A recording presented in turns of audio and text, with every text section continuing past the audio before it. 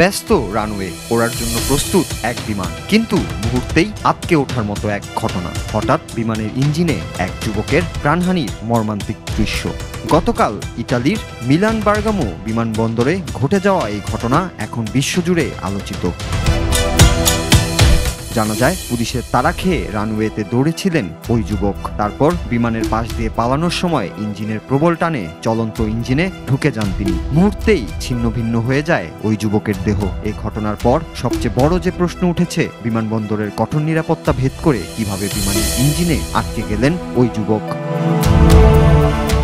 মঙ্গলবার সকাল 10টা 35 বছর বয়সী এক যুবক বিমানবন্দরের নিরাপত্তা বাইপাস করে রানওয়েতে ঢুকেই দৌড় শুরু করেন। জানা যায়, পুলিশ তাকে তাড়া করছিল, কিন্তু কেন তাড়া করা হচ্ছিল সেই রহস্য এখনো প্রকাশ করেনি পুলিশ। ঠিক তখনই স্পেনগামী ভেলোতিয়া A319 বিমান টেক অফের প্রস্তুতি নিচ্ছিল। যুবক ইঞ্জিনের কাছাকাছি পৌঁছাতেই বাতাসের শক্তিশালী টানে তিনি ভেতরে চলে যান। সেকেন্ডের মধ্যেই মৃত্যু হয় তার। ঘটনার পরই ইতালির অন্যতম ব্যস্ত এই বিমানবন্দর 2 ঘন্টার জন্য বন্ধ হয়ে যায়। প্রমাণ সংগ্রহ শুরু করে পুলিশ।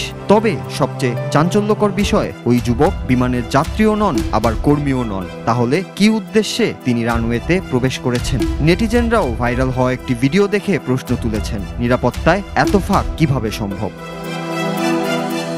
এই ঘটনায় ওই ফ্লাইটে থাকা যাত্রীরা বলছেন অকল্পনীয় ট্র্যাজেডি। আবার কেউ কেউ বিমানবন্দরের নিরাপত্তা জোরদারের দাবি জানাচ্ছেন। তদন্ত শেষ না হওয়া পর্যন্ত অবশ্য এই সবই অনুমান।